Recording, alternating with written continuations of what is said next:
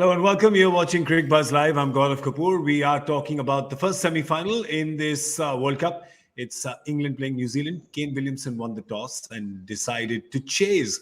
Well, the total that he has in front of him that England have put is 166. That's what they've managed to get in their 20 overs for the loss of just 4 wickets. So you'd imagine that they probably should have been slightly higher than that. Moeen Ali coming in at number 4 with a half century.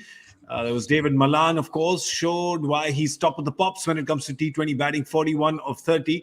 Not much from Butler or Bairstow. Well, not as much as they would want from Butler. Meanwhile, for New Zealand, it was Tim Southee, who perhaps was the pick of the bowlers. Best economy rate, got a wicket as well, 4 overs to 24, a wicket for Neesham, and a wicket for Adam Milne. All right, I've got Ajay Jadeja and Dinesh Karthik here with me. DK, fair enough to say that with just 4 wickets down, you'd expect this England team of heavy hitters to be about 15, 20 runs higher than this? Not 15, 20, maybe 5, 10. But, because you want it to be your prediction, is it? Because 5, 10 takes it to 174. Yes.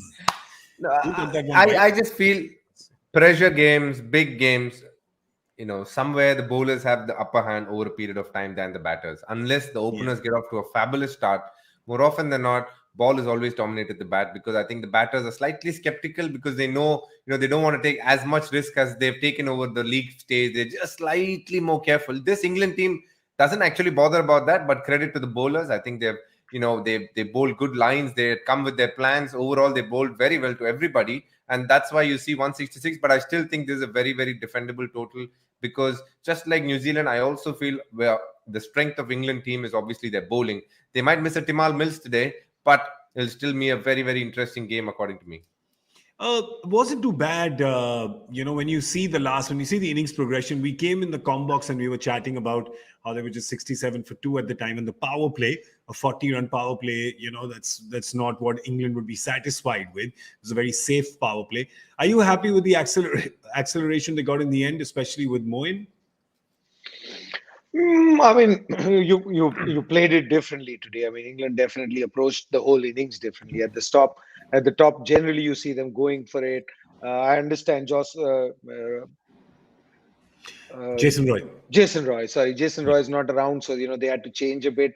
But in spite of losing only 2 wickets till the stage that they got to 10 overs, they were, whatever number of runs short that you feel at the end of the innings, I think they were short there. Post over number 10, you expect, 10 and over is what you generally get with so many wickets in hand. So, they're just about par in the second half or less. I don't think they've made up for the first half. And the first half could be for various reasons. It could be because of, Jason Roy not being there, the big occasion, or they were waiting for New Zealand to come out and make a mistake, give them something, and they kept waiting. And it was almost like a cat and mouse game. I mean, they kept waiting. Moeen Ali was in there, Malan was in there, Santner was kept off, Phillips was bowled. So it was, there was a lot of mind game that was going on between these two teams, the way I see it. And I think, personally, I feel they're a little short. Well, talking about mind games, Glenn Phillips, their keeper, who is also a gun fielder, is also a bowler, because he says, I get bored in the nets, so I decide to bowl. He decides to bowl today. There's 2 lefties on the crease, and we spoke about this in the com box, Dinesh, Ajay and me did, so we'll get your opinion on this. He comes and bowls the 11th. You have Mitchell Santner, your proper bowler who's only bowled 1 over, but because there's 2 lefties, Glenn Phillips comes to bowl at that point in time. We spoke about it at length. There was, and I was talking about whether sometimes matchups can get a little too cute. And we've got Ashwin's tweet as well now, which is just burning it up. So when it comes to finger spinners, I mean, he's the authority, I guess. What do you make of that? What do you make of Phillips bowling an over then and Santner not bowling? 3 overs of his quota, he just bowled the 1. So you got to take a few things into context here. Number 1, the quality of bats over a period of time. That's 1. 2, the quality of wickets. So if you take both of these, a lot of times the finger spinners beat a batsman in the air, but still the wicket is so good and the bats are so good. Half a hit, miss hit goes to a 6.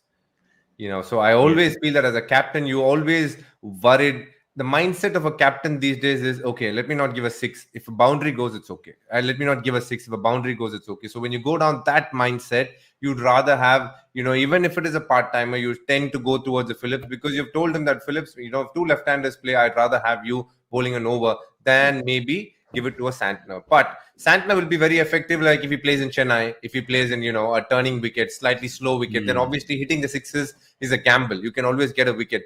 But if the wicket is very flat, then what happens more often than not, because the quality of bats is so good, that ball goes a slightly further distance than the red Kookaburra ball. So you took everything into perspective. And that's why captains these days are refraining from, bowling the obvious matchup where they're, bowling a right-hand off spinner to a right-hander or left-arm spinner to a left-hander. They're a little skeptical about it. Obviously you see Dhoni as well. When two left-handers are batting, he tries not to give Jadeja unless he has no other option. But so these are matchups that is there, especially if the ball gets wet. Then obviously it's a no-brainer to not give it to a finger spinner. I understand where Ravichandran Ashwin is coming from. Obviously, he claims to be obviously having the one that goes away as well to a right-hander. So he is more versatile. He says, I don't fault a Kane Williamson. If a Santner had bowled, the best over would have gone for 7 runs, and Phillips has gone for 11, which is okay. I'm completely okay with that. As I said, as a captain, sometimes I know my matchups. I trust what I believe in. And I agree with Kane Williamson. I would have given Phillips an over there as well. If this was the wicket and those were the batters, I would have definitely given Phillips an over, and I'm okay with that. Interesting, because what I think Ashwin is talking about is that entire narrative, right? It's all the narrative. I think he's always been, Ajay bhai, he's been, this advocate of saying, hang on a second, why are finger spinners the most underestimated lot? Oh, I don't know. I mean, what he said, but I mean, he's probably one of those who believes that the genuine off spin doesn't work because he's tried to do everything else that he wants. So, I mean, if he's advocating now for spinners, he's advocating what everybody's been crying for him to do.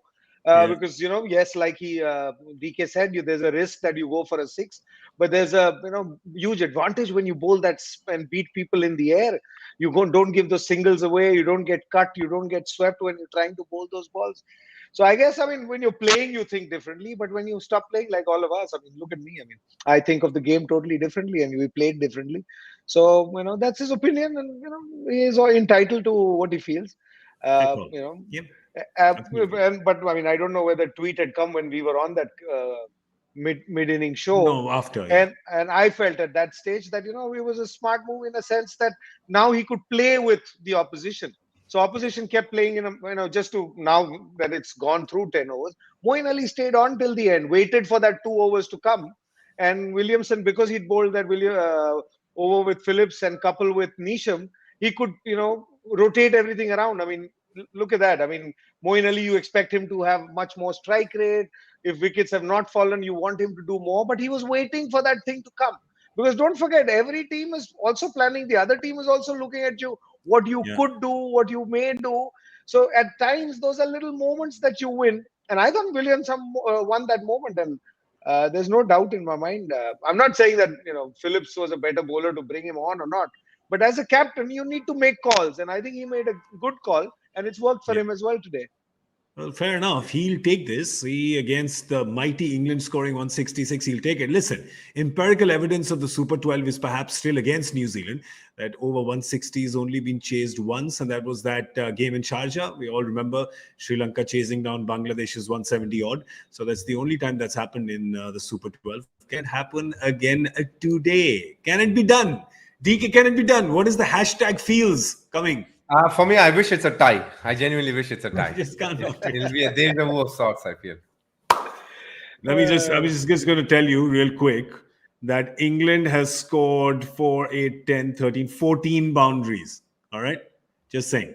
14 fours. Just for no reason. Just sharing that with you.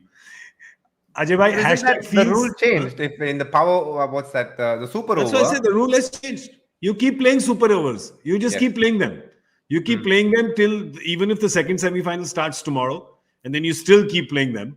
And that's fine. We'll be here talking about both tomorrow at 7 p.m. So don't worry about that. We guys have you covered. Don't worry. But I was just telling you, there's that many boundaries hit.